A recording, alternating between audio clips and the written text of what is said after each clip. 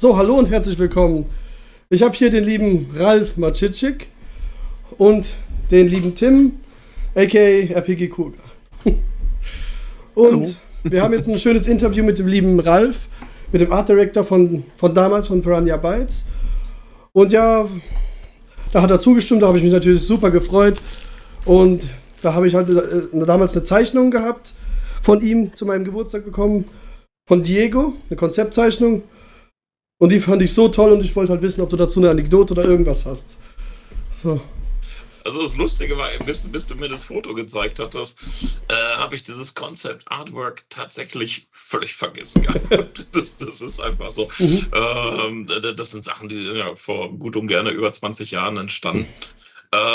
Das Interessante hierbei ist, du hast wahrscheinlich sogar die erste Zeichnung, die es von Diego gibt, da abgesandt.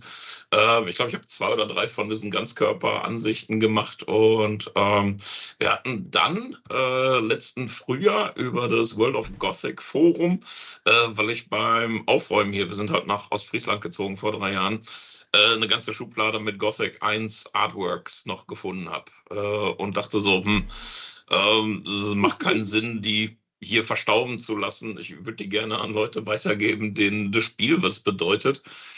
Und hatte mich dann mit den Moderatoren vom World of Gothic Forum zusammengetan. Und wir hatten da was ausgeknobelt und haben, glaube ich, an die 120, 130 Artworks für erschwingliches Geld. Mir war sehr wichtig, dass das alles bezahlbar ist und nicht an irgendwelche Scalper ging. Deswegen mussten wir da auch so ein bisschen monitoren, wer da tatsächlich bietet, weil wir mussten die auslosen, logischerweise. Und da ich glaube, da ist auch noch ein weiterer Diego letztes Jahr mit rausgegangen. Also ich habe selbst keine Diego-Zeichnungen mehr. Aber was ich mache, ist einfach, weil ich Spaß daran habe, ab und zu kaufe ich ein gebrauchtes Art of Gothic 3 Hardcover. Mach da eine kleine Zeichnung rein und stell die auf eBay. Also wer auch immer ab und zu was sucht, mit einem Original-Artwork in Anführungsstrichen, ist ganz gut beraten, ab und zu mal bei mir entweder auf Facebook oder auf die Webseite zu gucken. Schick mir gerne dann nachher mal einen Link zu deiner Ebay-Seite. Ich kenne da jemanden, den das vielleicht interessieren könnte. Ich hab keine Ebay-Seite, sondern wann immer ich so ein Buch kriege, das ist so alle paar Monate, taucht eins bei Medimobs auf und dann dachte ich, komm, lass es mal kommen, weil ich selbst habe nur noch 2 oder 3 Belegexemplare, die gebe ich nicht her. Ja, Aber wenn ich die für kleines Geld kriegen kann, dachte ich mir so, gibst du die mit einer Zeichnung ab. Und das ist auch immer ganz nett. Das ist immer erschwinglich. Und für Fans, die das Artbuch sowieso haben möchten, ist das immer so ein ganz nettes Goodie, überhaupt noch irgendwo ein Exemplar zu finden. Also ich sehe die Zeichnung hier von Diego auch das erste Mal. Ich kannte die vorher jetzt auch noch nicht, deshalb für mich auch sehr spannend. Ich finde auch diese Idee sehr interessant, den Dolch quasi so an so einer Armschiene da so ein bisschen mit hinzuhalten. Und das noch vor Assassin's Creed. Also so muss man dazu sagen, bevor Assassin's Creed existierte, hattest du schon so eine Idee gehabt. Das ist schon sehr bemerkenswert, muss ich sagen. Du versuchst halt immer Asymmetrie reinzukriegen. Weißt du, das Langweilige bei Games-Charakteren ist, wenn die symmetrisch gestaltet sind und du willst halt Asymmetrie immer versuchen, irgendwie da reinzukriegen, damit es ein bisschen interessanter auch ist. Weißt du, ob du jetzt Tattoos machst oder irgendwelche Gurte, die quer über die Brust gehen oder über den Rücken. Hauptsache, es ist weg von diesem langweiligen, symmetrischen Eindruck. Ja. Nee, sehr schön. Also damit hast du, glaube ich, schon mal 9 Leuten, die dich jetzt vielleicht noch nicht kennen, schon mal gezeigt direkt, dass du nicht nur gut zeichnen kannst, sondern dass du auch, da sage ich jetzt mal, eine lange Erfahrungszeit hast, sage ich jetzt mal, und das schon sehr, sehr lange machst. Aber vielleicht gibt es ja ein paar Leute, die erstmal so interessiert, die dich vielleicht jetzt noch nicht so gut kennen. Mit was verdienst du denn heute aktuell so deine Brötchen? Ich kann es versuchen, chronologisch aufzubauen, weil ich glaube, das ist ein bisschen interessanter und macht mehr Sinn, wenn man sich denn wundert, wo ich jetzt geendet bin. Ich habe nach dem Studium, ich habe während des Studiums, ich hatte Animationsfilm, Kommunikationsdesign studiert, bin dann während des Studiums schon in einem Trickfilmstudio in Köln gelandet mit Studienfreunden von mir. Hab dann so an Sachen fürs ZDF und Sendung mit der Maus, diese Petsy-Kurzfilme, die es damals bei der Maus gab, damit gearbeitet. Und ja, irgendwann, ich glaube nach 4 Jahren oder so, merkte man so, Animationsfilm in Deutschland ist jetzt nicht vielleicht die zukunftsträchtigste Karriere und hatte dann totales Glück, dass ich dann in dem Moment, wo ich mich selbstständig gemacht hatte, als Grafiker und in Bochum lebte, lustigerweise ausgerechnet bei den Firmen aufschlug, aus denen später mal Piranha Bytes und Phenomedia werden sollte. Und meine ersten Jobs tatsächlich im Games-Bereich, und da merkt man, das ist, ne, man muss immer nur Timing, Glück und die richtigen Leute treffen, war dann gleichzeitig die Art Direction von Moon 2 zu übernehmen und an einem Spiel namens Gothic zu arbeiten. Hat man mal gehört vielleicht, hat man mal gehört irgendwann, ja. Ja, so kleine Independent-Projekte halt.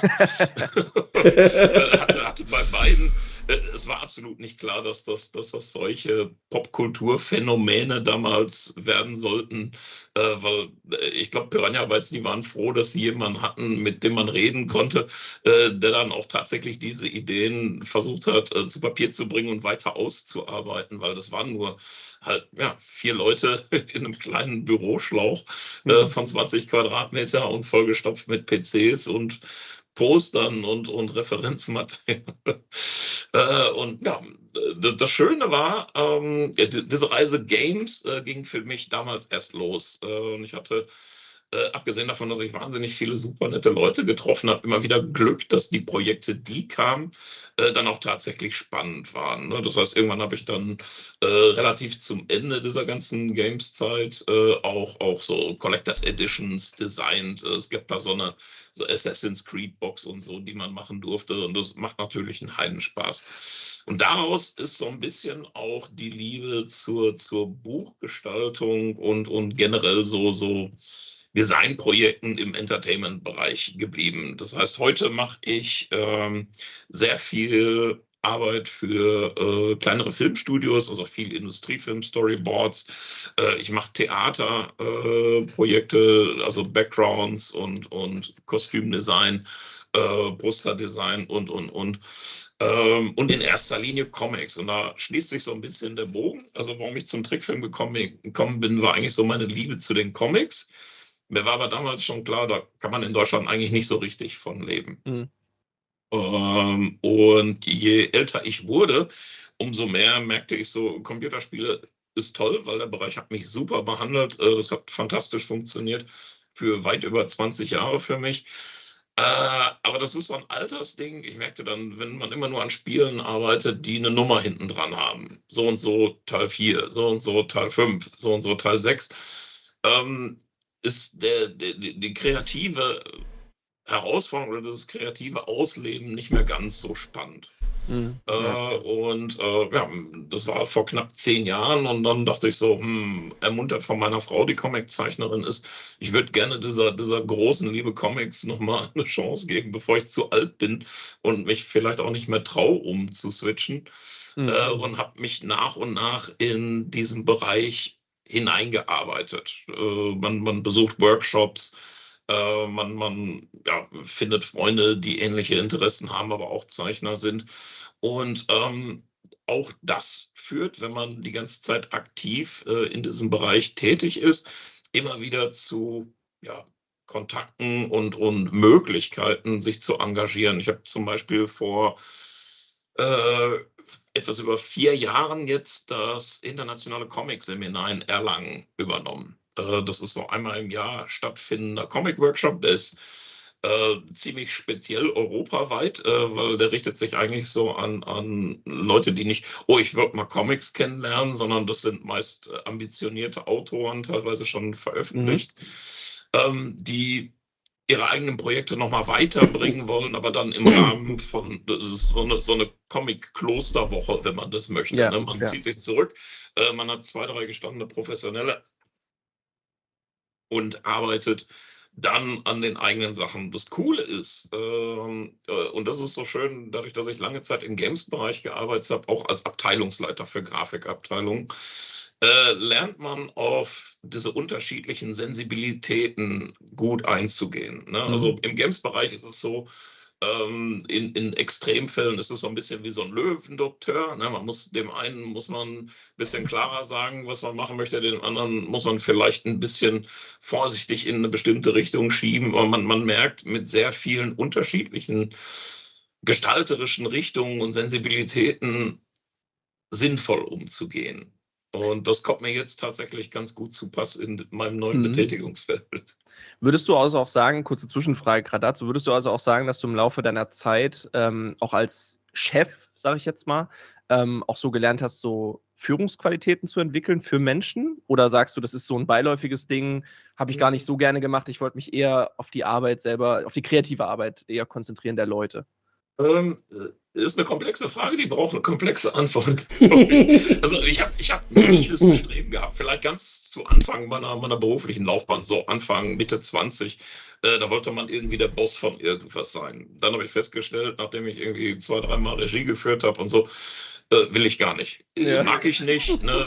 Ich hab immer Angst, so ein bisschen, man nimmt so ein bisschen Schaden an seiner Seele, wenn man ständig Leute dazu bringen muss, Dinge zu tun, deren Impuls es vielleicht von Natur aus nicht ist. Und was ich gelernt habe, ist, dass die besten Leute in Führungspositionen sind oft die vielleicht die Qualitäten mitbringen oder sich aneignen können, nicht aber diese Führungsposition anstreben.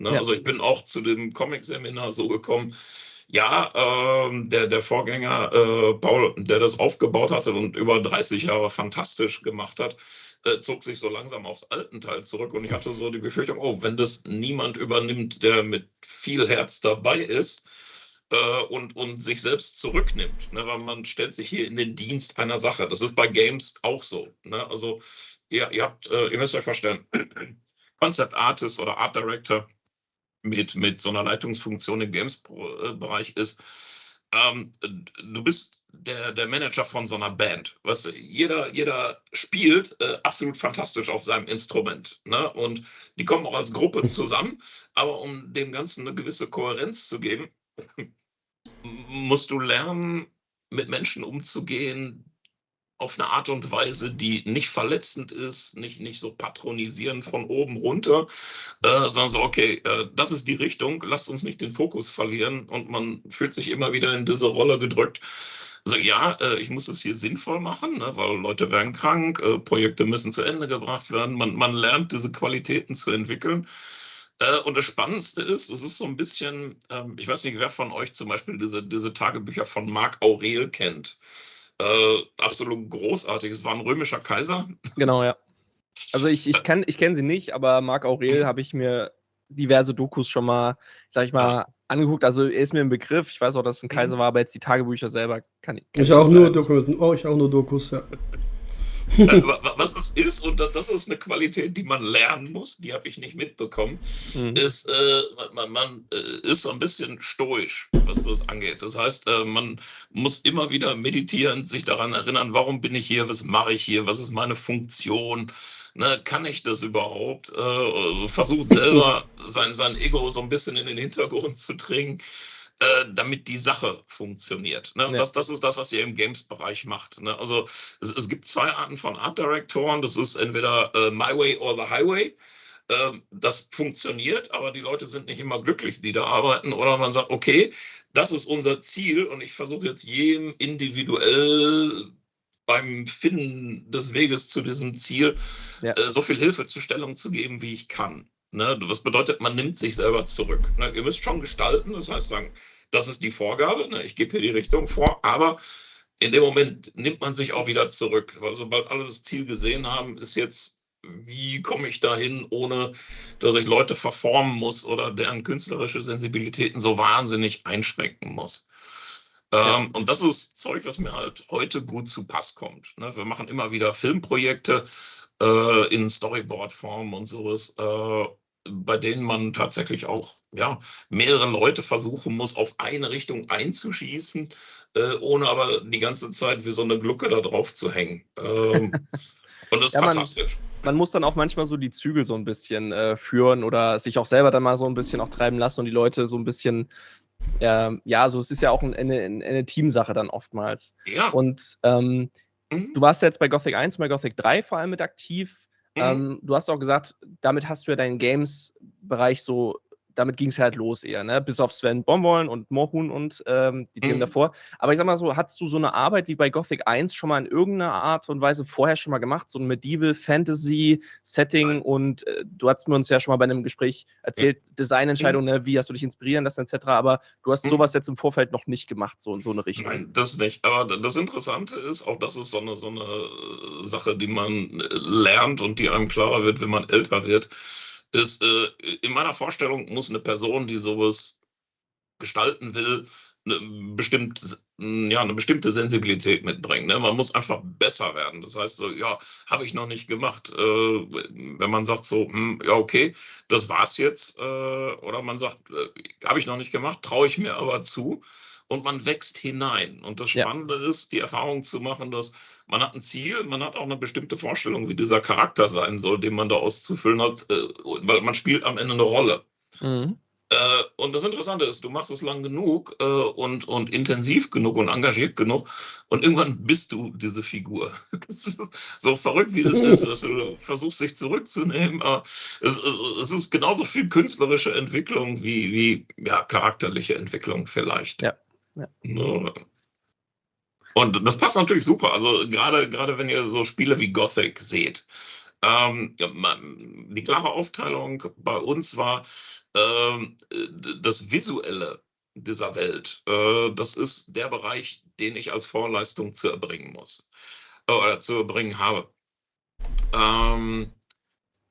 Was darauf sitzt, ist eigentlich Möglichkeiten, machen das sich zum Beispiel die Story-Leute, also die Leute, die Level-Edits machen, inspiriert fühlen. Ne? Das heißt, ich mache bestimmte Gebäudeformen in Form von Skizzen und sowas fertig und versuche immer so kleine Story-Elemente da reinzubringen. Man kann das ganz gut bei Gothic 3 sehen, da hatte ich zum Beispiel diese ganzen Wüstenstädte und dachte, das wäre cool, wenn man hat keine klassischen Friedhöfe, sondern die Familien bleiben immer zusammen und die Toten werden einfach da unters Haus gepackt und sind immer Teil des Familienkreises. Das ist nie aufgenommen worden, aber das war immer so eine Intention. Kann man so eine Art Kultur rückentwickeln, die, wenn man zum ersten Mal in diese Welt kommt, die Welt sich anfühlen lässt wie, die hat schon vor dem Spiel existiert. Ja, genau. Das ist nicht alles brandneu.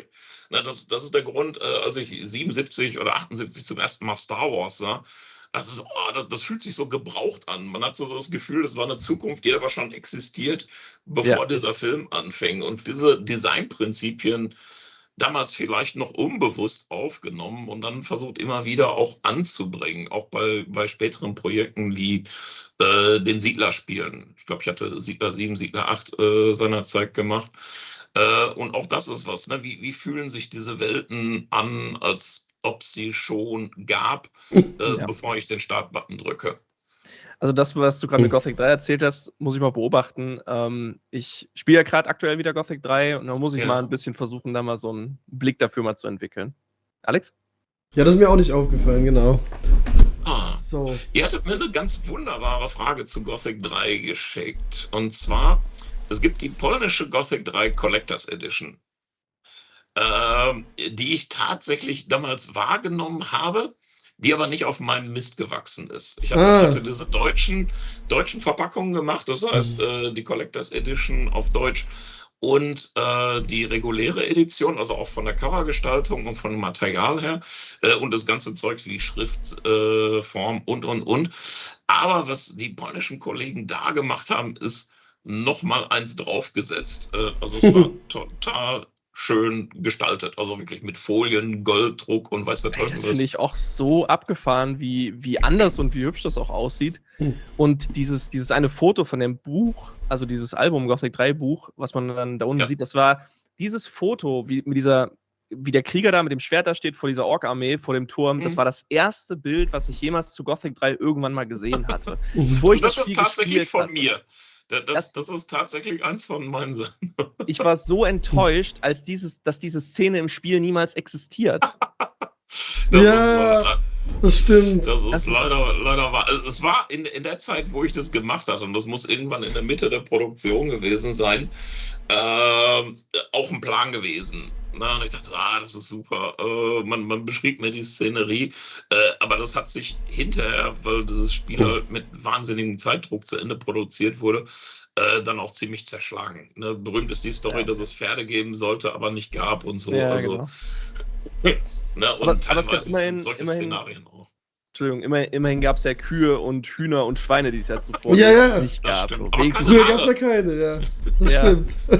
Das stimmt. Aber Haare hatten wir seinerzeit nicht hingekriegt. Dafür fehlte die Zeit. Deswegen haben wir uns diese Läuse-Backstory zumindest intern überlegt. Na, dann haben alle halt diesen rasierten Kopf und den konnte man aufmalen und musste nicht noch Frisuren da reinpflanzen. Das ist Ja, gut. gut, aber mit Mods ist ja heutzutage viel möglich. Also Das ist heutzutage wahr. kriegt man das schon irgendwie hin. Ja, also auf jeden Fall gibt's ja, du hast viel in der Vergangenheit gemacht, aber was sind denn so deine derzeitigen Projekte und was hast du in Zukunft jetzt noch so geplant, über das du reden darfst? Vielleicht darfst du ja auch gar nicht drüber reden, wer weiß. Nee, also ich mache immer noch, wie soll man das erklären? Ich mache immer noch Buchprojekte für Verlage, aber das sind oft, A, sind die Comic bezogen, weil das einfach so mein Sweet Spot ist. Wir hatten zum Beispiel, ich habe das mal rausgesucht, letztes Jahr kam das raus, es gab einen zweiten Känguru-Film, den Marc-Uwe Kling inszeniert hat. Und der Verlag Ullstein hatte versucht, die haben das Storyboard gesehen, weil dadurch, dass die zweite Hauptfigur ist natürlich ein Animationscharakter, also muss man diesen ganzen Film storyboarden. Mhm. Das hat ein ganz fantastischer Storyboarder namens Axel Eichhorst gemacht. Und Ullstein hatte das gesehen, weil ich glaube, die wollten einfach ins Marc-Uwe Kling-Geschäft kommen und dachten so, Mensch, das sieht aus wie ein Comic. Und dann haben sie aber relativ schnell, glaube ich, feststellen müssen, indem sie es an diverse Comiczeichner und Comicautoren geschickt hatten, dass es gar nicht so einfach ist, ein Storyboard zu einem Comic zu machen. Man muss da schon ein bisschen mehr wie mit Knetgummi umgehen. Und das kam letztes Jahr im Frühjahr rein, das Projekt, und musste innerhalb von 2 Monaten fertig werden. Und so habe ich dann mit meinem Geschäftspartner Jan, wir haben uns das Buch einfach in der Mitte geteilt. So, okay, das ist, ne, da kommt eben diese Art Director-Richtung wieder durch. Ich glaube, ich weiß, wie man es machen kann. Habe dann Test-Layouts gemacht. Verlag hat gesagt, super. Marc-Uwe hat gesagt, kann man machen. Und Axel hat sich nicht auf den Schlips getreten gefühlt. Das ist immer sehr wichtig, dass die Leute, die da kreativ beteiligt sind, sich nicht gegängelt oder verarscht fühlen. Und dann haben wir innerhalb von 2 Monaten dieses, ich glaube, fast 250 oder 280 Seiten dicke Ding zusammengelayoutet aus den bestehenden Storyboard-Bildern. Ne? Also, Das ist echt krass. Also sitzt man da wirklich jeden Tag da 10 Stunden dran und Nein, prügelt übel nein. durch? Oder gibt es auch mal Phasen, wo du Nee. sagst, ich mache heute mal 1 Stunde dran was und dann reicht das schon? Nö, das lief ja neben der normalen Arbeit. Das ist ja kein Vollzeitjob, sondern Krass. ne, du weißt, okay, ich muss 10 Seiten am Tag schaffen, ne, Ja. weil dann weiß ich, in 3 Wochen oder so wäre ich damit einigermaßen durch. Und wenn man einmal sich da eingegroovt hat, weil wir mussten ja zum Beispiel die Zeichnungen nicht machen, sondern ich musste nur noch die Graustufen anlegen, Okay. die Sprechblasen, und das Ganze musste wirklich lesbar arrangiert werden. Mhm. Und dann Learning by doing. Ich sage, ja, ich glaube, ich kann das, und dann wächst man da rein und am Ende des Projekts weiß man, oh, ich weiß jetzt, wie man sowas macht. Das Problem ist, danach kommt sowas nicht mehr. Du musst beim nächsten Vielleicht, Projekt ja. wieder lernen. Wie macht man das? Solche Sachen. Ansonsten, ich mache sehr viel Comic-bezogene Sonderprojekte. Ich habe schon erwähnt, das Comic-Seminar in Erlangen darf ich organisieren. Ab und zu tut sich auch mal auf, weil wir beim Mittelalterlich sind. Ich glaube, vor 4 Jahren gab es das hier. Das war ein Projekt von einem mittelalterlichen Museum in Köln, das Museum Schnüttgen, und die hatten eine Ausstellung aus Bestandsmaterial gemacht und wollten das so ein bisschen interaktiver machen. Und dazu konnten wir dann einen Comic und ein Poster entwickeln und sowas. Solche Sachen mache ich auch. Und im Moment sitzen wir, weil du fragtest nach Zukunft, dieses Jahr, bei mir in diesen Wochen endet gerade ein Comic, den ich einfach, weil ich diese Disziplin mir aneignen wollte, jede Seite online publiziere, also entweder Facebook, Instagram oder auf meiner Webseite kann man den mitlesen, während er passiert. Das Ding ist jetzt fast fertig. Und dieses Jahr versuche ich gleichzeitig an 3 Geschichten, die alles Fortsetzungsgeschichten sind, zu arbeiten. Und stell die ein und man kann mir dabei zugucken, wie ich das entweder versemmel oder wie ich es zum Funktionieren bringe. Ja, okay. Also es ist spannend. Ne? Und ansonsten, was ich sonst mache, ist halt Auftragsarbeiten. Das heißt, man macht Storyboards, man macht Illustrationen für Magazine, Games, für Konzerne, man macht Logoentwicklung, den üblichen Bauchladen, den man so als freiberuflicher Grafiker und Illustrator sowieso mit bedient. Okay. Das ist ein schöner Vergleich. Sehr schön. Meine Frage wäre noch, an welchen Gothic 1 und Gothic 3 Editions warst du denn beteiligt und wiefern eigentlich?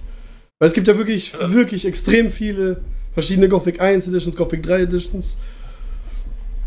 Also Gothic 1, ich hatte das ganze Concept Art gemacht, dann wurde diese Firma, die Produktion zog sich ja legendär in die Länge. Ich glaube, ich hat am Ende fast 4 Jahre gedauert, bis das Spiel fertig war. Hat den Konzern aufgebaut und auch überlebt. Also ihr müsst euch vorstellen, während dieses Spiel in der Pipeline war, waren diese 3, 4 kleinen Firmen, die damals waren, wurden auf einmal groß, liefen ein Jahr lang relativ gut und dann kam der große Absturz. Und in dieser Zeit zwischen wir wurden groß und wir stürzen ab, kam Gothic 1 raus. Und meine Funktion war, die änderte sich im Laufe des Projekts. Am Anfang war ich ganz viel dabei, das erste Jahr. Ganz viele Entwürfe gemacht. Dann war mein Job eher, mich so um Lizenzen wie Moorhuhn, Sven und auch teilweise ganz fürchterliche Spiele, die wir da gemacht hatten, zu kümmern. Und zum Ende der Produktion kam dann, ich glaube, Mike auf mich zu und sagte, Mensch, wir brauchen hier noch ein vernünftiges Logo und Coverdesign, das, was uns der Publisher da vorschlug, fanden wir nicht so cool. Und dann hatte ich das Cover-Artwork gemacht von der Gothic 1 Box, das Logo und solche Sachen bis zum Release halt. Einiges davon, zum Beispiel diese Cover-Illu, die Vorzeichnungen, die sind letztes Jahr tatsächlich auch an Fans rausgegangen. Also, es gab so die ersten Maskenentwürfe, solche Sachen halt, die Schläfermaske. Dann gab es Gothic 2, das war ganz interessant. Und zwar war das erst ein 2-Mann-Team, eigentlich 3 Mann sind das, ich glaube mit Markus Karg dazwischen. Das waren Alex und Stefan und, glaube ich, Markus Karg. Und die haben lange Zeit an Was könnte Gothic 2 werden rumgebastelt, während das Team um Björn und Mike eigentlich an einem anderen Spiel saßen. Das war eher so ein Inside-Science-Fiction-Projekt, was aber auch gleichzeitig mit so einer Engine-Entwicklung gekoppelt war. Ja. Solche Projekte kosten wahnsinnig viel Reibach. Dementsprechend in so einem Konzernumfang kann man das machen. Aber ab einem gewissen Punkt war auch schon klar, dass dieser Konzern vielleicht nicht so lange existierte. Und ich hatte so ein bisschen das Gefühl, die Konzernleitung war nicht so richtig happy mit dem, was Alex und Stefan als Fortsetzung von Gothic konzipiert hatten. Und dann schwang man auf einmal um. Dann wurde auf einmal aus diesem Endzeit-Science-Fiction-Projekt wurde dann Gothic 2 und landete bei Björn und Mike. Das führte auch dazu, dass dieses Team, was am Anfang so eine Vierer-Kombo war, die eben zu zweit oder zu dritt, je nach Konstellation, an verschiedenen Projekten sitzen sollten, weil jetzt hatte man Konzerngeld, dann auf einmal auch die Köpfe gewechselt. Ne? Also und Mike und Alex waren dann so ein bisschen an den Rand gedrängt. Nicht gedrängt, aber fanden sich in neuen Rollen wieder. Gut für mich, weil ich war kein Game Designer. Ich musste auf einmal Spiele designen und hatte das Glück, dass Alex mir seinerzeit gesagt hatte, ja klar, was willst du denn jetzt umsetzen? Hier sind Spiele, ich bin kein Game Designer. Kann man daraus was Tolles machen? Und Alex hat halt, Alex und ich waren bei Sven zum Beispiel so die Taufväter. Und viele andere kleine Spiele, wie gesagt, viel Zeugs, wo man denkt so, ach, um Gottes Willen, ich glaube, das Beste davon ist immer noch Crazy Kickers. Das war so ein kleines 3D-Echtzeit-Game mit afrikanischen Dschungel-Fußballteams. Hat viel Spaß gemacht bei der Entwicklung. Und da merkt man halt Alex' Federführung ganz gewaltig. Ich gucke mir gerade mal so ein Bild parallel dazu an, weil ich das noch gar nicht gehört hatte. Aber Nein, Crazy Kickers war so ein Mid-Price-Team. Es war ambitionierter als so Spiele wie Moon oder Sven. Ja. Aber wir hatten auch keine richtigen Budgets dafür, die jetzt in die Hunderttausende gingen. Aber das ist auch 3D, ne? Ja, es war 3D-Echtzeit. Also es hat Spaß gemacht, das sah ziemlich cool aus, aber als wir damit fertig waren, hatten wir so das Gefühl, so ein Fußballding, was so ein bisschen familienfreundlicher ist im Mid-Price-Sektor, ist wahrscheinlich das falsch konzipierte Spiel für dieses Preissegment. Ja, Ne? okay. Ja, Und man lebt und lernt. Genau. ja. Ja, Genau, und bei Gothic 3, um deine Frage weiterzuführen, Also, bei Gothic 3 hatte ich dann total viel Glück. Ich bin relativ früh eingestiegen, da war ich noch Art Director bei Phenomedia, aber die saßen dann schon in Essen, in so einem kleinen Einfamilienhaus. Und Mike hatte mich eingeladen, ob ich Lust hätte, ein bisschen was zu machen. Ne, da war ich aber noch mit Moan und anderem Quatsch beschäftigt, aber ich dachte, ja gut, es hat Spaß gemacht. Ich mag die Leute, auch heute noch alle, ob das jetzt Tom, Mike, Stefan und Co. ist. Alex ist ja leider nicht mehr bei uns. Aber habe damit angefangen und als ich dann merkte bei Phenomedia, so, das wird aber jetzt doof hier und die Atmosphäre wird halt toxischer, wenn so ein Konzern pleite geht, ändern sich die Firmeninhaber und trotz aller guten Absichten merkt man so, ich glaube, ich muss hier mal langsam abhauen. Ich mag dieses Klima nicht mehr und die Richtung, in die es geht. Ja, das sinkende Schiff nicht, die haben noch eine ganze Weile existiert, aber man merkte, wenn so ein Konzern pleite geht, das, was da übrig ist, ist so ein bisschen wie so ein Zombie. Ne? So ein Teil lebt noch, aber ein Teil ist schon tot und irgendwie sieht das Ding auch schon aus, als ob es tot ist, aber bewegt sich trotzdem noch. Und, ne, wenn der eigene Überlebenswille so groß ist, dass man sagt, so ich wechsle und bin dann komplett zu Piranha Bytes gewechselt. War zwar auch Freiberufler, habe aber so brav monatlich meine Rechnung gestellt, hatte auch andere Projekte, weil in der Zeit hatte ich dann auch Sachen wie Comics, Siedler und sowas angefangen und hatte aber dann tatsächlich so einen 8-Stunden-Job bei Piranha Bytes und habe dann Gothic 3 konzipiert mit den Jungs. Das war ein sehr kleines Team, also für so einen AAA-Titel. Ich glaube, wir hatten 5 Grafiker. Ich meine, das muss man sich mal vorstellen. Innerhalb von 3 Jahren so einen riesen Klotz an Arbeit rauszuhauen mit den Jungs. Hut ab. Ich weiß nicht, wie sie es hingekriegt hatten. Und so zum Endphase, wo alles durchdesignt war eigentlich auch meine Funktion ein bisschen eingeschränkt. Und so hatte ich dann Community-Arbeit übernommen. Wir hatten dann die Collectors Edition und normale Edition gemacht, hatten dann die Gelegenheit, ein Art-of-Buch zu machen, was immer so eine große Bestrebung von mir war. Ich wollte einfach mal diese Gothic-Geschichte 1 bis 3 so weit durcherzählen, wie es uns möglich war. Und dann war ich auch nach Ende von Gothic 3 ziemlich durchgekocht. Also das merkte ich, habe noch Risen mitgemacht, aber dann war es das auch für mich, was so große Titel, die über mehrere Jahre gehen. Also ich merkte, es nimmt eine Menge raus. Man merkt auch gerade bei Projekten, die groß aussehen, aber am Ende von einem kleinen Team gemacht werden. Das ist eine Belastung für alle. Ja. Also gerade in Endphasen, wo man dann wirklich teilweise, weil das Geld fehlt halt zum Schluss. Ne? Die letzten Milestones, die Publisher sagen, nee, wir wollen ein bugfreies Spiel und ja, aber wir müssten noch ein halbes Jahr Arbeit reinstecken und dann merkt man so, ja, sorry, gibt nicht mehr Geld. Ne? Ja, und dann steht man da und das macht man 1-2 Mal mit, auch bei anderen Projekten. Und dann habe ich gesagt, ich mag das nicht mehr, das ist mir zu viel. Nicht Unsicherheit, aber es sind immer so Unwägbarkeiten, mit denen man dealen muss. Und ich glaube, ich war nicht so gut darauf vorbereitet wie andere meiner Kollegen bei Piranha Bytes. Ja. Nochmal ganz kurz, also ja, das Thema Crunch-Time und so, das hatten wir ja auch schon mal besprochen und ich glaube, für dich ist es so sicherlich ein bisschen vorbeigegangen, aber es ist ja trotzdem eine Belastung in gewisser Weise. Nochmal kurz zu diesem Art of Gothic 3 Buch.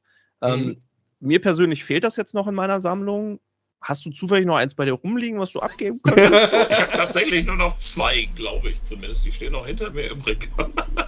Ich schreibe dir nach dem Interview nochmal ganz kurz. Ne? Also. Ich bin bei diversen Wartelisten bei Buchhändlern ganz oben dabei und sobald eins frei wird, schreibe ich dir Bescheid. Wenn ich das hier habe, macht ihr auch noch eine schöne Zeichnung. Das ist sehr schön, da freue ich mich drüber, genau. Aber es ist überraschend, wie gesucht das Ding ist. Als es rauskam, gab es halt nicht zu jedem Spiel noch ein Artbuch. Ne? Das war eher so eine Besonderheit, gerade zu Games. Ne, heute ist es gar kein Problem. Zu jedem größeren Titel kriegt ihr natürlich ein Artbuch dazu, aber damals war das noch nicht so weit verbreitet. Jeder 5., 6. Titel hatte vielleicht eins. Ja. Und was mir total wichtig war, ist so ein bisschen dieses Fly-on-the-Wall-Erlebnis, ne? Dass man wirklich sieht, wie sich es entwickelt hat, ne? Auch ein bisschen ehrlich mit der Beurteilung der entstandenen Designs umgeht. Ne? Das ist halt nicht alles Gold, was man so manchmal produziert. Ja. Ne? Es muss funktionieren und darfst nicht zurückgucken und weinen, sondern muss einfach weiter marschieren. Ja. Aber gerade zum Thema Fantasy-Epos und große Produktionen würde ich mal kurz nochmal abschweifen, kurz von Gothic. Ja. Man kennt ja so große Fantasy-Eposse und zum Beispiel Herr der Ringe oder Star Wars. Wenn du jetzt eins von diesen großen Franchises wählen müsstest, an welchem hättest du gerne mal mitgearbeitet in der Entstehungsphase? Definitiv Herr der Ringe. Also Herr der Ringe war tatsächlich auch so ein bisschen der Blueprint der Designs, wo sehr viel bei Gothic 1 auch eingeflossen ist. Ne? Und besonders Gothic 3, da gab es auch die Artbooks und man hatte ein tieferes Verständnis dafür, wie man solche Entertainment-Projekte, gerade so Fantasy-Welten, dieses Worldbuilding, was damals noch kein richtiger Begriff war, wie man das tatsächlich konsequent angeht. Ne? Und das ist Learning on the Job. Das ist okay, ich muss hier eine Fantasy-Welt entwickeln, aber die braucht eine interne Logik und eine interne Kultur, die da funktioniert. Gothic 1 war immer so ein bisschen wie keine Ahnung, Escape from New York, also die Klapperschlange, ne? Man hat so dieses abgeschlossene Areal, da wird man reingeschmissen und alle da drin sind irgendwie Gangster oder kämpfen ums Überleben, treffen auf, eher so eine Frazetta-Fantasy-Welt. Ne? Man merkt das so, schwere Krieger, kernige Sprüche. Und das Lustige war, es war halt auch sehr deutsch. Ne? Das Verrückte ist, gerade bei Gothic, und ich glaube, das finden gerade so diese Osteuropäer fantastisch, dass sie dieses Ding so fürchterlich deutsch anfühlt. Ne? Das ist wie Rammstein, aber als Computerspiel. Ne? Für alle anderen ist es exotisch, für uns ist es schon fast zu deutsch. Ne, rein von der Farbigkeit, es ist halt alles über so ein olivbraunes Gematsche, viel grau, ne, es ist lausiges Wetter oft. Also und das Coole daran ist, wir empfinden das als, das passt sehr deutsch, aber alle anderen empfinden es als exotischer. Ne, weil, man hat nicht versucht, ich glaube, das ist eins dieser großen Erfolgsdinger, die man daraus lernen kann, ist, versucht nicht zu sein wie die Amerikaner oder die Japaner. Macht was aus eurer Kultur heraus entsteht, wie eben Gothic. Und alle anderen werden es finden, wenn es gut genug ist. Das ist einfach so. Definitiv. Ja, also man muss sich nicht anbiedern. Ich glaube, die Leute finden es auch cool, wenn man sein eigenes Ding macht und mag nicht für alle funktionieren, aber bei Gothic ist mal die Überschneidungsgruppe wahnsinnig groß. Ich sag mal, der Export ist ja auch gut. Also es kommt ja auch gut an, gerade im östlichen Ausland, sage ich jetzt mal. Also da passt das ja auch trotzdem gut noch. Ja. Also ich kriege immer wieder Freundschaftsanfragen, gerade über Facebook, zu irgendwelchen Gothic-News-Gruppen, wo ich dachte, es gibt keine Gothic-News. Naja, jetzt ja bald jetzt wieder. Jetzt wieder mit dem Remake, was ich fantastisch finde. Und nein, ich habe tatsächlich nichts damit zu tun. Also ich hoffe, wer auch immer da tatsächlich die künstlerische Leitung hat, ich bin mir sicher, machen die einen guten Job, weil die Vorarbeit ist eigentlich getan. Und ich würde nicht erwarten, dass sich da jemand sklavisch an irgendwelche Vordesigns hält, sondern die sollen mal schön ihre eigene Richtung machen, die auch zeitgemäß ist. Ja. Unsere Richtung war halt Ende 90er Deutschland, das fühlte sich anders an, als es heute ist. Ja, das stimmt. Wenn das Remake rauskommt, würdest du dir da auch Zeichnungen dazu angucken, Wallpaper dazu angucken, einfach Absolut, um zu gucken? Ich will es sehen. Also das ist ein Spiel, was ich gerne auch spielen möchte, einfach um zu sehen, wie fühlt es sich an. Ja. Oft ist es so, du hängst an alten Spielen, manchmal wegen des Spielspaßes, ne? Also einfach wie gut ist die Game-Architektur im Sinne von Spieldesign, ne? Aber oft ist es so, man geht wieder zurück zu alten Spielen, weil man die Atmosphäre mochte. Ja. Ne? Und ich glaube, wenn die das schaffen, so diese Atmosphäre im Ansatz einzufangen, dann ist es das Beste, was man erwarten kann. Wenn das Ding auch noch bugfrei ist, super. Dann ist es ein Gewinner in meiner Schublade. Ja, das ich glaube, jeder von uns, auch Alex, glaube ich, auch große Erwartungen, schätze ich mal. Ja. ganz stark. Hoffen wir, dass wir nicht enttäuscht werden, genau. So. Das stimmt. So, mein Nein, nächster. nein, also, Ja, ja. du Nein, kannst gerne tschüss. noch, wenn du was zu reden hattest, sagen. Okay. Ich habe akustisch nicht verstanden. Sorry. Nee, du kannst gerne noch das sagen, was du sagen wolltest. Okay. Bevor ich die nächste Frage Also ich stelle. bin neugierig, wenn es Gothic 1 wird, wo bauen sie es aus? Das ist eine Frage. Ne? Also auf was baut man auf? Man kann das jetzt stumpfsinnig Mission für Mission nachbauen. Ich glaube aber, dass mit dem Wissen, was später kommt, Gothic 3, Gothic 2 und so, man natürlich viel umfangreicher diese Lore Geschichte im Hintergrund, die damals auch eben über die anderen Spiele ausgearbeitet wurde, noch viel cleverer einbauen kann. Ja. Ne, dass man so, okay, das ist so ein Nicken, so ein wissendes Nicken in Richtung Gothic 3 und sowas. Das ist halt cool. Ne, also wenn sie das hinkriegen, super. Das wünsche ich denen so. Gibt ja auch viele, viele Logiklücken, die noch offen sind und die man ja auch gut schließen kann. Und Kai hat da ja auch schon gesagt, dass man da als erstes mal alte Ordner durchfilzt und guckt, okay, was war damals geplant, was muss rausfliegen einfach. Ja. Und ich weiß auch aus sicherer Quelle, wenn Gothic 1 ein Erfolg wird, das Remake ein Erfolg wird, dann sind auch durchaus Gothic 2 und Gothic 3 das ist schön. Möglich. In der Mache. Ja. Hoffen wir also alle mal, dass das gut wird.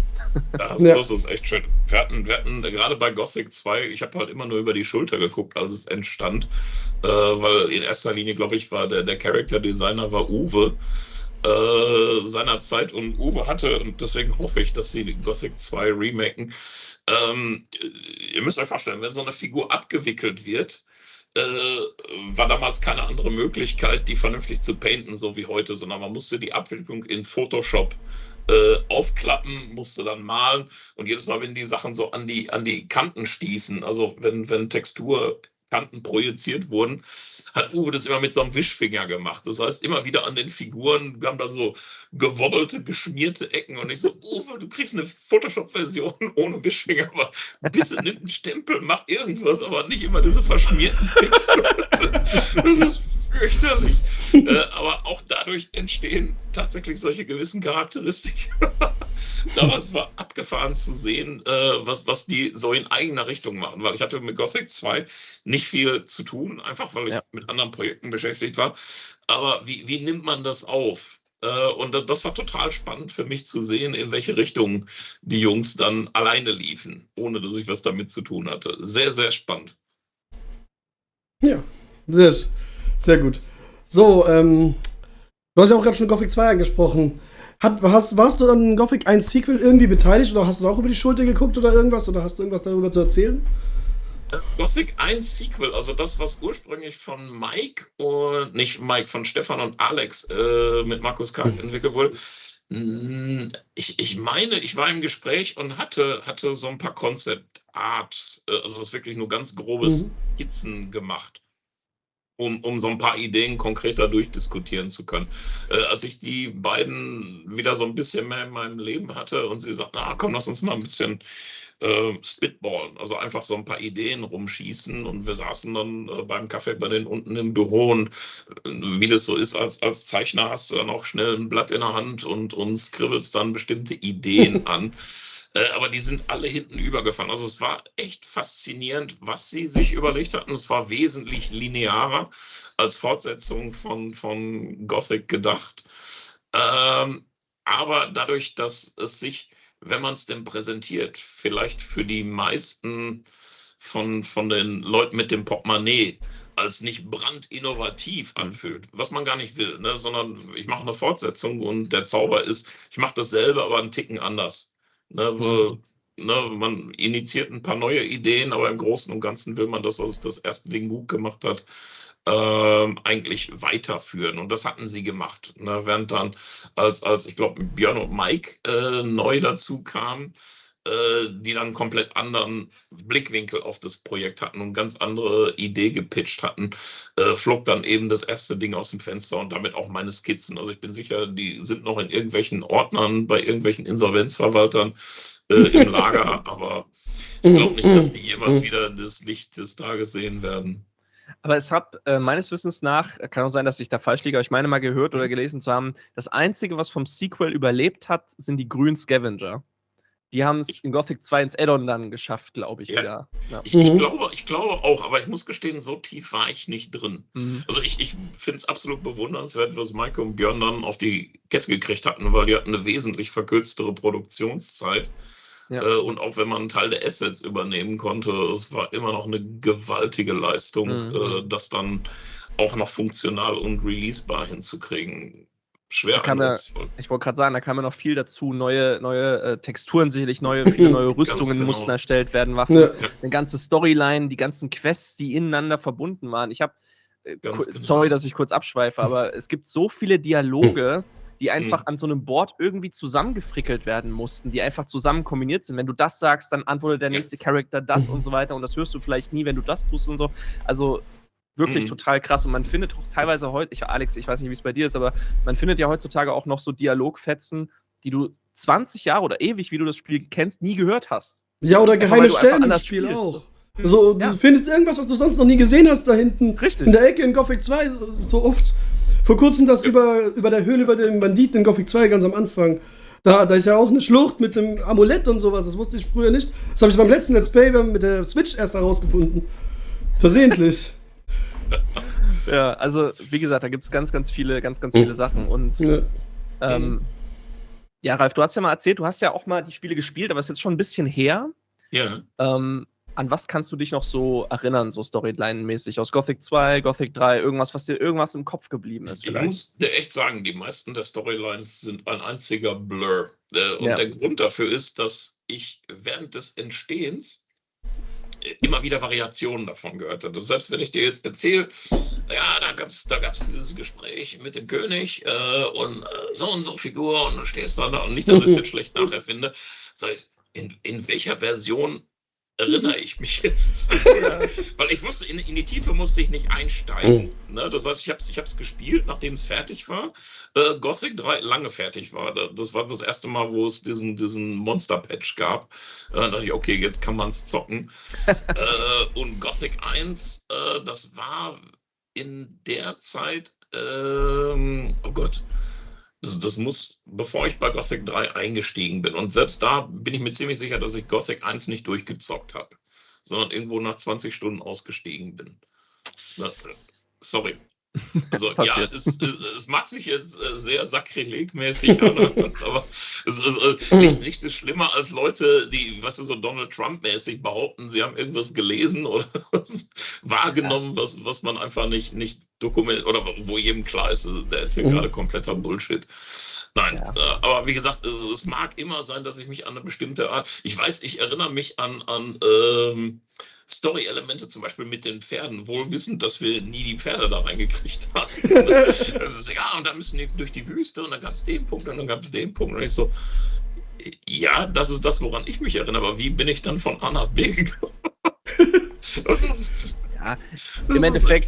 Im Endeffekt ist das ja auch gar nicht schlimm. Das ist alles schon so lange her und man hat ja auch andere Dinge, die man auch einfach tun will. Also das ist ja auch gar nicht so schlimm, wenn du jetzt sagst, du hast das halt nie durchgespielt. Mein Gott, ist so. Nicht zu Ende, definitiv. Gothic 1 nie zu Ende. Aber es hat mir auch gereicht. Also ich wusste, okay, ich muss nicht jede Mini-Details mit aufnehmen, was für das Design eigentlich irrelevant war. Ja. Und ihr dürft nicht vergessen, zu dem Zeitpunkt hatte ich immer noch 6, 7 andere Spiele, die parallel designt werden mussten. Ja, das kommt dazu. Man wollte gar nicht so dieses Zeitcommitment so ausdehnen, dass man sagt, ja, klar, ich brauche jetzt 3 Tage, um Gothic 1 erstmal in Ruhe zu Ende zu zocken. Das war nicht drin. Ja, das stimmt. Oh, okay. So, habt ihr noch was an Fragen? Ja. Oder? Guck gerade auf die Zeit. Ja. Was würdest du heute anders machen, bezogen auf die Zeit mit Piranha Bytes, wenn du es ändern könntest? Meine Zeit bei Piranha Bytes, ich erinnere mich sehr, sehr gerne daran zurück. Mag ich die Leute, ob das Mike, Björn, Mario, Co. ist, viele davon sind heute gar nicht mehr da. Was ich ändern würde, wäre tatsächlich ein Rauchverbot, weil ich erinnere mich an diverse Meetings in viel zu kleinen Räumen, wo alle gequarzt haben. Und ich kam da raus, stank wie so ein Räucherall, hab totale Kopfschmerzen gehabt, weil als Nichtraucher hatte ich tatsächlich durch indirektes Rauchen so eine leichte Rauchvergiftung. Fuhr dann nach Hause und dachte so, ich habe in meinem Leben noch nicht solche Kopfschmerzen gehabt, woran lag das? Und es war normaler Tabak. Das waren nicht Kräuterzigaretten, das war normaler Tabak. Aber das hat echt gereicht. Ich glaube, die Möglichkeiten damals digital solche Meetings zu machen, war wahrscheinlich noch nicht so weit fortgeschritten, nehme ich mal. Nein, das war auch gar nicht nötig. Vieles davon, zum Beispiel Kai, wenn man die Räumlichkeiten bei Piranha Bytes kannte, Kai hätte zum Beispiel ein ganz anderes Büro haben müssen. Der hat in einem ehemaligen Küchenraum gearbeitet, wo noch die Rohre aus der Wand kamen. Die hat man notdürftig verstopft seinerzeit, aber im Sommer stank es natürlich fürchterlich da drin und das war nicht Kai, das waren diese Rohre, die da offen waren. Okay. Ne, und irgendwann war dann im Zuge dieser Zeit war dann auch auf einmal ich dafür zuständig, dass Kai seine Sachen fertig kriegen musste und habe dann auf Kai Druck ausüben müssen, sagt Kai, hier, ne, fertig werden und habe das gehasst wie die Pest, ne, weil ich bin auch sicher, Kai hat mich in dem Moment auch gehasst, ne, weil keiner braucht jemanden, der die ganze Zeit heiß in den Nacken atmet und sagt, hör mal, komm mal zu Botte hier. Ne? Also das sind so Momente, wo man denkt, ja, ich muss jetzt in diese Rolle schlüpfen, aber das hätte ich gerne geändert. Solche Sachen sind dann eine Belastung, selbst Jahre später noch. Aber es ist ein gutes Verhältnis mit Kai heute noch. Ich glaube ja. Also wir hatten vor 2 Jahren, also man verliert sich so ein bisschen aus den Augen bei diesen Dingern. Das ist so ein bisschen auch wie Filmarbeiten. Ne? Also man ist in der Zeit, wo diese Projekte passieren, ist man so eine ganz eng verknotete Familie und dann bewegt man sich beruflich in andere Richtungen oder andere Projekte und andere Firmen und dann merkt man, man mag sich, man respektiert sich und mag auch die Arbeit, die man gemeinsam gemacht hat, aber es verliert sich so ein bisschen. Ja. Das ist offensichtlich die Natur dieser Kreativprojekte. Ist normal, ja. Genau. Also, hast du denn vor, irgendwann mal dein gesamtes künstlerisches Schaffen in ein Buch zusammenzufassen? So deine ganze Geschichte und alles drum und dran? Nein, definitiv nicht. Also ich habe mir geschworen, wenn ich nicht muss, weil mir nichts Besseres einfällt, würde ich ungern biografische Sachen machen. Als mein künstlerisches Werk, gerade was die Games angeht, vielleicht jetzt nicht so prickelnd, wie man sich's vorstellt, weil wir haben wahnsinnig viel Design für Spiele gemacht, die völlig zu Recht in irgendwelche Schubladen verschwunden sind. Man hat zwar irgendwo noch irgendwelche CDs und Festplatten mit dem ganzen Zeugs, aber ich sage, um Gottes Willen, das mag man kaum zeigen. Dann Spiele, die einfach schlecht waren, an denen man gearbeitet hat, weil ich dachte, so Gott, irgendwie, wie peinlich ist das denn? Ne? Nicht, dass man sich wegen der Grafiken schämt, aber man weiß, da gibt es kein Interesse für. Was man da gemacht hat, war jetzt außen nicht so gut aufgenommen, dass es irgendeine Art Veröffentlichung im Nachhinein rechtfertigen würde.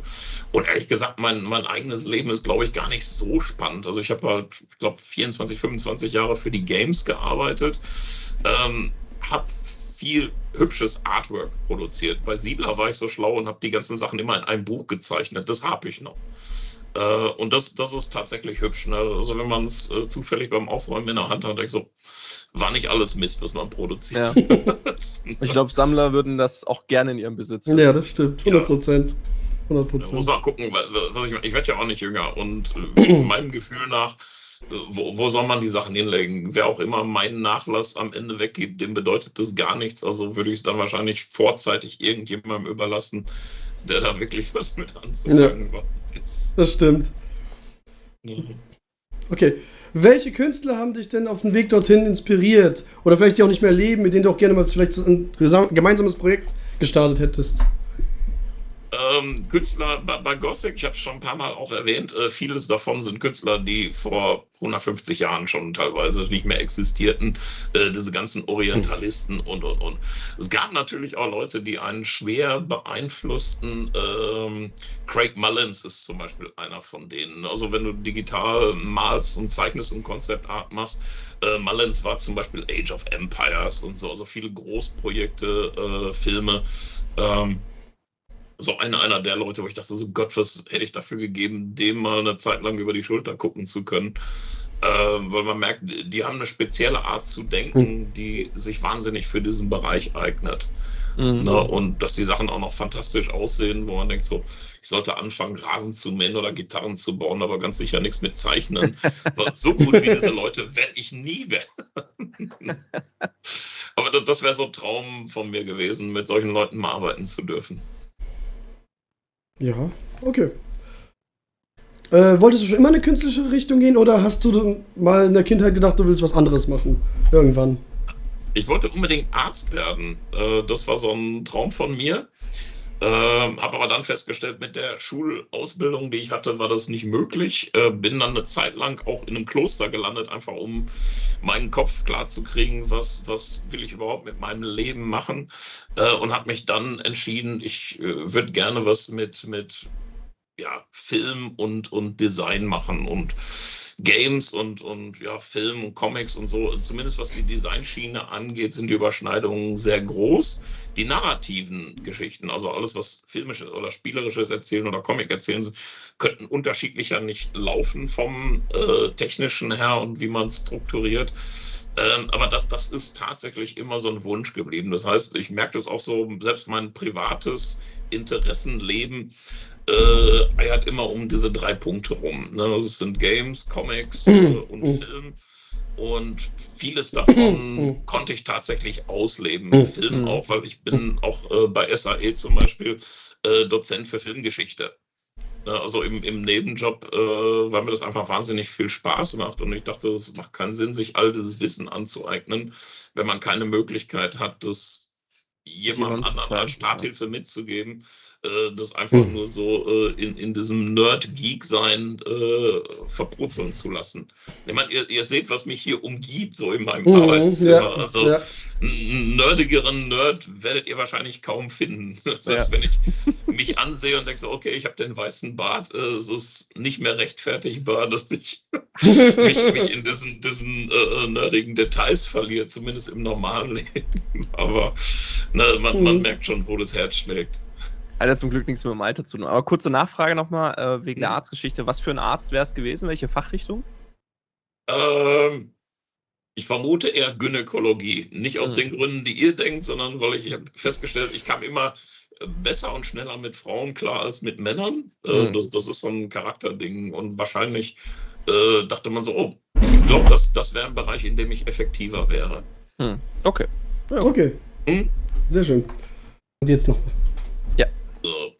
Also du fragst was mein Lieblingslied oder Lieblingsmusik ist. Also bei mir läuft den ganzen Tag Musik. Dadurch, dass man zu Hause arbeitet, finde ich das fantastisch. Bestimmte Frequenzen funktionieren nicht, wenn man kreativ denken muss. Was bedeutet, ich habe viel Ambient laufen, Ambient Lounge-Musik, ne? Aber sobald zu viel E-Gitarren drin sind oder zu viel Vocals im Vordergrund, merke ich, das geht so in mein Sprach- und Denkzentrum. Und dann läuft da irgendwas, dann liegen auf einmal die Drähte übereinander und dann funktioniert das nicht so gut. Was aber Lieblingslied, also es gibt tatsächlich eins bei mir, wo ich dachte so, wenn ich irgendwann mal beerdigt werde, dann sollte da Leonard Cohens Everybody Knows laufen. Weil das so ein ganz komischer, vager Story-Aspekt ist. Ne? Man merkt, man erahnt die Geschichte, die da erzählt wird, eigentlich eher oder erfüllt sie, als man sie versteht. Das ist halt das, was große Poesie ausmacht. Ne? Man fühlt sich bewegt, weiß aber noch nicht genau warum. Okay. Ich kann das auf jeden Fall sehr, sehr relaten mit, man arbeitet zu Hause, man muss sich konzentrieren und dann geht eher sowas wie Lo-Fi oder Ambient. Ja. Ich höre auch sehr viel Kais Soundtracks neben der Arbeit. Super. Kai Rosenkranz, das ist wirklich Liebe, ja. Die Musik. Weiß eigentlich jemand, was aus seinem Kickstarter geworden ist? Ich glaube, der hatte einen da habe ich ihn unterstützt, ja. Journey Home. Ich habe da nie was gekriegt. Da kann man heutzutage immer noch sich downloaden und so weiter, also ist kein Problem. Ja, super. Ja, vielleicht schicke ich dir später, wenn du willst, ja, genau. Ja, gerne mal den Link zumindest, weil ich weiß, da sollte irgendwas kommen, aber who knows, was daraus wurde. Ja, genau. Nee, ich habe ihn da damals unterstützt mit meinen Cousins, das war sehr. Ja. Dem war mir sehr wichtig für ihn. Er hatte, glaube ich, eine Pause zwischendurch gehabt wegen Familie. Also ich glaube, er hatte dann noch ein Kind bekommen, glaube ich, so war das. Ja. Ganz sicher bin ich jetzt das zum einen, und Kai, was man wissen muss, Kai ist ein echter Renaissance-Mensch. Also ich habe niemanden in meinem Leben getroffen, der so viele Talente in so vielen Bereichen in sich vereint. Der ist nicht nur als Komponist und Musiker fantastisch, der versteht Grafik, ne? Also er war auch selber als Grafiker nicht schlecht. hat dazu Technik verstanden. Der hatte zum Beispiel zwischenzeitlich eine Firma gegründet, die 3D-Scans adaptiert und hat sogar, ich glaube, irgendeinen so einen Innovationspreis gekriegt. Dann hatten die auf einmal 1 Million vom Land NRW für die Firmengründung bekommen, um diese Technik zu entwickeln. Und das ist alles Kai Rosenkranz. Also ich weiß nicht, warum der Brunnen bei manchen Menschen so tief ist, aber Kai ist definitiv tiefer als bei den meisten von uns. Ja, das stimmt. Würde ich auch zustimmen. Was ist denn deine wichtigste Erfahrung, die du im Leben jemals gemacht hast, Ralf? Mein wichtigster was? Erfahrung. Erfahrung. Das ist eine gute Frage. Dass man sich selber nicht so wichtig nehmen soll. Ich glaube, es gibt Momente, da gehört das Ego nicht rein. Und sich selber nicht wichtig zu nehmen, aber die Leute und die Sachen, mit denen man sich beschäftigt, die gleichberechtigt wahrzunehmen zu sich selber. Ich glaube, das ist so das, was man früher hätte lernen sollen, als man es vielleicht in der Praxis wirklich lernt. Das sage ich aber jetzt mit 57, wo ich zurückgucke. Wo ich denke so, klar war ich doof, klar war ich naiv, klar war ich am Anfang ambitioniert. Und dann ist man froh, dass so ab 30 dieser ganze Quatsch langsam von einem abfällt und man doch wieder erwarten dazu lernt, nicht als kompletter Arsch durch die Gegend zu laufen. Man wird geerdet, so ein bisschen. Ja, das ist es. Ja. Mein Cousin wollte ich ja damals als Illustrator für sein Buch, was er immer noch schreibt und so weiter und so fort. Wie ist denn dazu gekommen damals zu eurem Kontakt und alles eigentlich? Zu Piranha Bytes meinst du? Nein, du mit meinem Cousin Konstantin. Weil ihr hattet, ich weiß es ehrlich gesagt. Ich vermute mal, es lief über das World of Gothic Forum, weil ich habe das 2 Jahre lang wahnsinnig genossen, das mitzumachen. Wir hatten dann meine Nichte als Praktikantin. Die haben wir letztes Jahr nochmal für die Verkaufsaktion nochmal ein bisschen wiederbelebt. Das hat viel Spaß gemacht.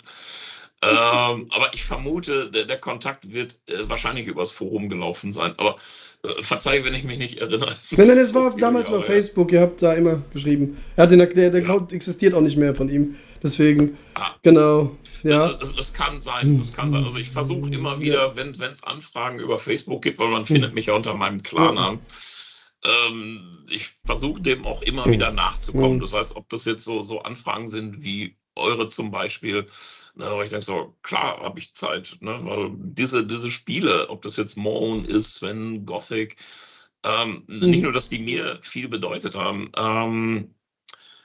sie waren sehr wichtige Meilensteine in auch meinem persönlichen Leben. Und ich finde das mit der angemessenen Sorgfalt und nicht mit einer Arroganz, wie das ist alles alter Scheiß. Nee, das ist Quatsch, weil diese Spiele bedeuten heute noch Leuten was. Und ich finde, dementsprechend ernst sollte man damit auch umgehen können. Ja. Dann jetzt vielleicht so die Abschlussfrage. Was möchtest du in deiner Zukunft noch machen? Hast du noch Ziele, die du gerne noch erreichen willst? Unabhängig jetzt auch vielleicht von deiner Arbeit. Ja, tatsächlich, abgesehen davon, dass wir hier oben im Norden angekommen sind und wirklich hier alt werden wollen. Also wir sind in Ostfriesland. Für die das nicht mitgekriegt haben, leben seit 3 Jahren hier. Ich habe mich sehr spät erst getraut, so ein bisschen meiner eigenen Muse zu folgen. Das heißt, es hat tatsächlich das Kennenlernen meiner Frau gebraucht, vor 10 Jahren, um zu sagen, so komm, versuch deine eigene Kreativität zumindest mal so zu bündeln, dass du nicht das Gefühl hast, du guckst mit 70, 80 zurück und hast Sachen nicht gemacht, die du machen wolltest. Ich selbst habe noch circa 30 Geschichten, die ich einfach erzählen möchte. Da werden noch mit Sicherheit mehr dazukommen, wo dann irgendwann meine Zeit auslaufen wird. Aber ich traue mich erst seit ein paar Jahren überhaupt sagen, nee, ich mache jetzt einfach mal eine Geschichte fertig, ich stelle die raus. Wenn sie jemand findet, schön. Wenn nicht, auch nicht schlecht. Aber ich konnte das, was mir wichtig ist, tatsächlich in Form einer Geschichte irgendwo manifestieren. Also wer Lust hat, kann gerne bei mir auf dem Instagram-Account mal nachgucken. Da läuft Digger seit November 22. Das läuft jetzt in diesen Wochen aus. Das ist so eine Novelle. Und die nächsten Sachen sind ambitionierter, weil Digger war so ein cooles Lernprojekt. Und ich dachte, Ist nicht das, was man jetzt erwartet, wenn man Gothic-Fan ist, aber man merkt, dass die Person, die dahinter steht, viele dieser Werte tatsächlich rüberbringt. Und interessanterweise, Digger ist eine Knastgeschichte. Also der Zugang von Gothic-Fans sollte nicht so schwierig sein. Kann man dann bestimmt in der Videobeschreibung nochmal finden, dein Instagram-Account. Ja, absolut. Ja. Wie gesagt, Instagram, Facebook, auf welcher Plattform auch immer. Schlimmstenfalls guck mal bei mir auf der Webseite nach, da läuft das Ding auch.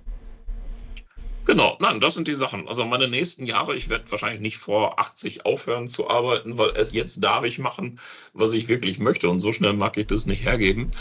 Das heißt, so Rente mit 65 oder 67 sehe ich für mich nicht. Ist doch nicht so, ne?